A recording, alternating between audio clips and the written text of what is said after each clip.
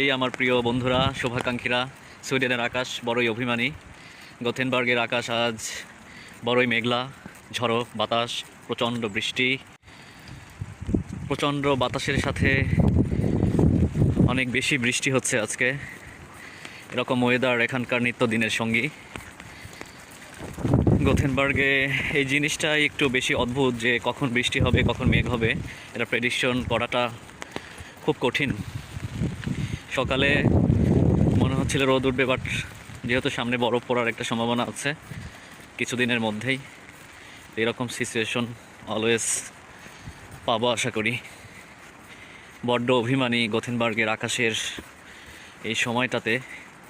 মাঝে মাঝে খুব একা মনে হয়, তখন মনেও মনে হয় মেঘ জমে যায়, মনের আকাশেও ভর করে